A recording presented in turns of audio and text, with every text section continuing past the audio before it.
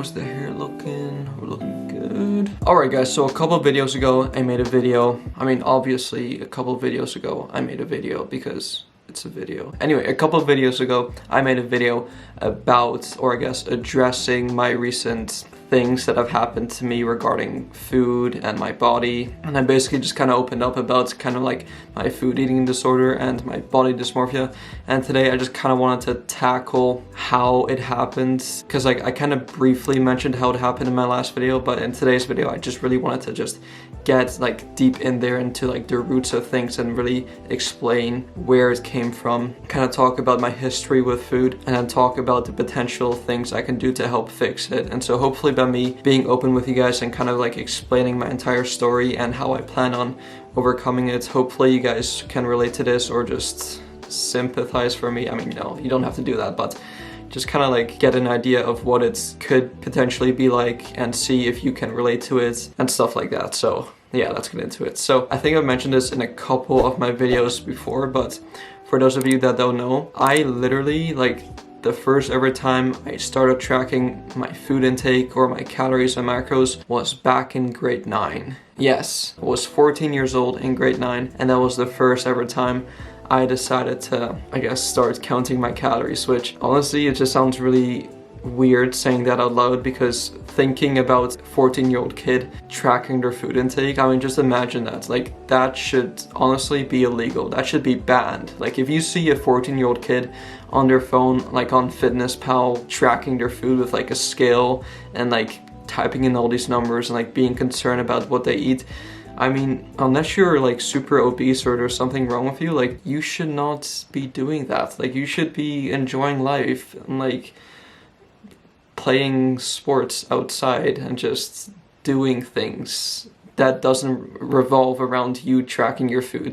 Anyway, yes, I did start tracking when I was very, very young, and I think that's honestly, like, that's probably when it started. So I remember in grade 9, I was watching all these fitness YouTubers. I was watching, I guess, Nick Bear, Christian Guzman, who else? I mean, just a bunch of people, all the fitness people, I guess. And I remember this very vividly. It was around summertime, and most of them were starting to compete for like their bodybuilding shows. And so obviously they were tracking their calories and macros on MyFitnessPal. And so I was watching those types of videos like literally every single day after school. Like, I was like obsessed and addicted to watching these fitness YouTubers, because I was like, oh damn, like this seems fun. And so I watched their workout videos, their lifestyle videos, and then I saw their full days of eating videos. And then I noticed that they were tracking their food intake on an app called MyFitnessPal. And I was like, you know what? I want to do that. Let's do it. And so yeah, I downloaded the app on my phone, and then I just started like putting my numbers in, seeing how many calories I needed. And then like literally from there, pretty much every single day that summer, I like tracked everything. I was like plugging in all the numbers, trying to eat the same foods they were eating. And keep in mind, because they were trying to compete for a show, they were getting ready for a show, they were eating very little amounts of food. They were eating like 1900 calories. And so I thought, oh my god, I want to look like them, I want to be like them, I want to be ripped and shredded. As a 14-year-old kid, or was I 15? I guess 14 or 15, like I had no muscle mass. Like, I was literally a stick. Like, I was literally like, I looked like this, just a stick. I don't even know why I wanted to be shredded when I looked like a stick, but I had no muscle mass on me, but I just wanted to be super shredded. So I followed their exact diet. I tried to like get the same foods they were eating. I was like going all over the grocery stores trying to find these Quest bars, and like starting to drink almond milk instead of my normal milk, eating egg whites instead of normal eggs, and just eating oatmeal and just stuff like that. And so obviously, like, I should not have done that, because again, I was very slim, did not have any muscle mass. I think since then I've pretty much been obsessed with food, pretty much. And obviously when you're that young, you don't even know what an eating disorder is. You don't even think about it. You don't even pay attention to it. You're just like, I just want to eat like my idols. I just want to be shredded. And so you'll pretty much do whatever it takes, right? And so obviously I did not really make that much progress because first of all, I wasn't even working out, I wasn't even training, I was just following their meal plans or following what they were eating without actually working out, which that was also a mistake I made. I wasn't even working out before I started tracking my food intake, which for most people is usually the other way around. Usually they first get into lifting weights and like training before they even consider tracking their food intake or even think about what they're putting into their body. So for me, I kind of did it the other way around. So again, that was very unusual as well. And so again, basically since then, I've kind of been just tracking my food intake since then. So I did it all throughout grade 9, did it throughout grade 10, grade 11. I remember in grade 12 when I was really focused with soccer, I kind of like got away from it, and I feel like during that time was probably like my best kind of, I was in like a good place in terms of food because I was pretty much eating for performance. I was eating to fuel my body for the sport. I was playing soccer, and I was playing at a very high level competitive league. I was playing for like my province team. We went all over the nation. We played even in the States and stuff. So in terms of food, I wasn't really paying much attention to the food I ate, and all I remember was that I was just trying to eat so I could feel good and perform well for the sport I was playing. So honestly, looking back now, I feel like that's probably when, like food-wise, I was at a really good place. And then I remember going into my first year of university, still playing soccer, I started to kind of go back to tracking again, which I'm trying to think why I did. It was probably because I was living on my own, I had a lot of free time, and I started binge watching these fitness YouTubers again. So again, Christian Guzman, Chris Jones, Nick Bear, Max Tuning, and just all these people, right?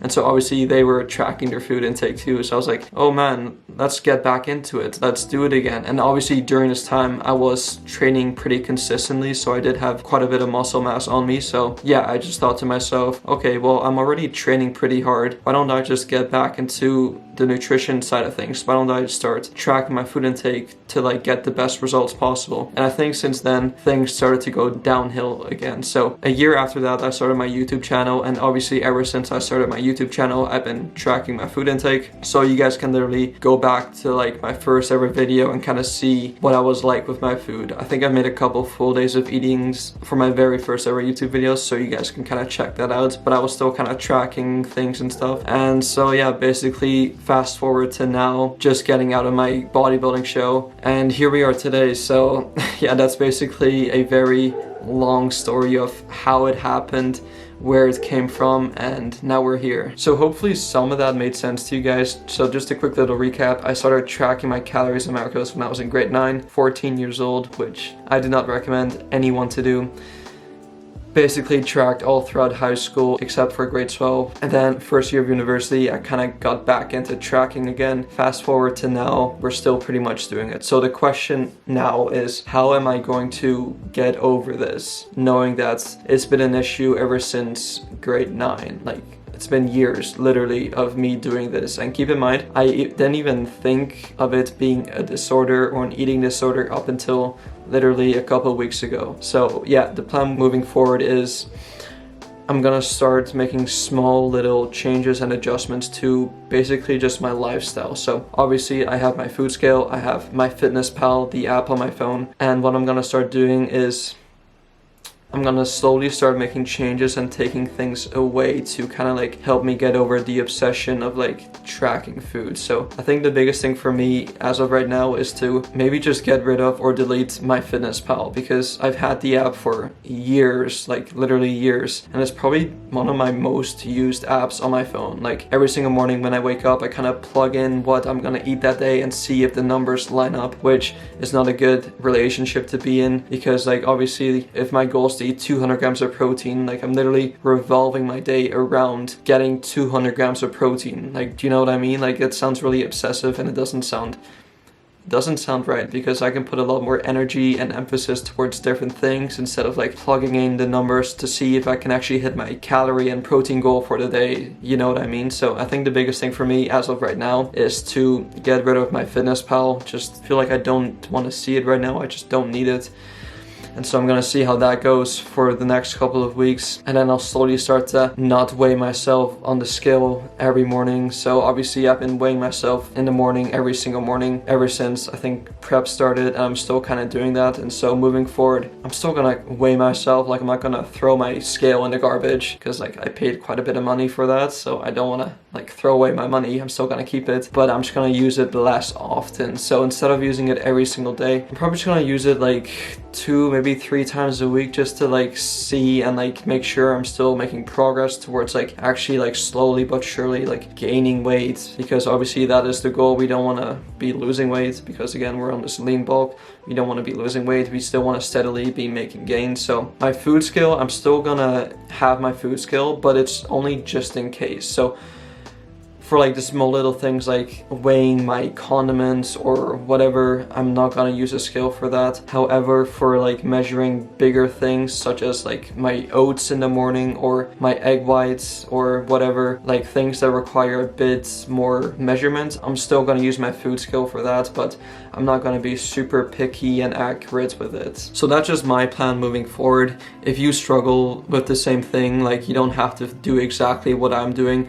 This is just for me like an experiment to see how I feel and to see how I react to it, because again, everyone's different. Everyone has like different ways of dealing with certain things. So just because I'm doing it this way doesn't mean you have to do it my way as well. You can do it a different way, or like who knows, right? So again, this is all very individual towards the individual, and it's very specific towards you, because obviously whatever I went through may not be the same thing you went through, so you may require a different method of dealing with it, if that makes sense. So yeah, that's just gonna be my plan moving forward. Just gonna make small little adjustments to my lifestyle when it comes to like weighing myself, weighing my food, and like tracking everything on my fitness pal. So yeah, week by week I'll just be making small little changes, and I'll just bring you guys along the way with me. So I know this video isn't like my normal videos, it isn't like a typical vlog or something, but I've got a lot of DMs from you guys worried about me, which trust me guys, I'm fine. I'm doing really, really well. Ever since I uploaded that video, I've actually been making small little changes to my lifestyle to kind of like lessen the damage, and honestly, I feel great right now. I feel like I'm in a pretty good place, but I'm still gonna be making small little changes to like not completely get rid of it, because obviously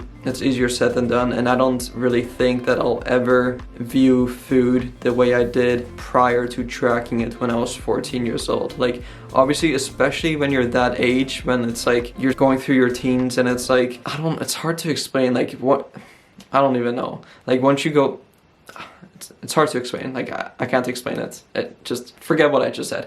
This video wasn't like my typical vlog, but I'll definitely be going back to my normal vlog type videos. I won't be making dedicated videos towards my eating disorder like this again. I'll just kind of like throughout the day, throughout my vlogs, kind of mention it and update you guys with how things are going. So hopefully you guys did enjoy this video and appreciate me kind of like opening up and just telling you guys what I've been going through and how I plan on going through it. So with that said, if you guys enjoyed this video, please be sure to go give this video a thumbs up. I would highly appreciate it. Subscribe to my channel if you're new, and I'll see you guys in the next one. Peace out.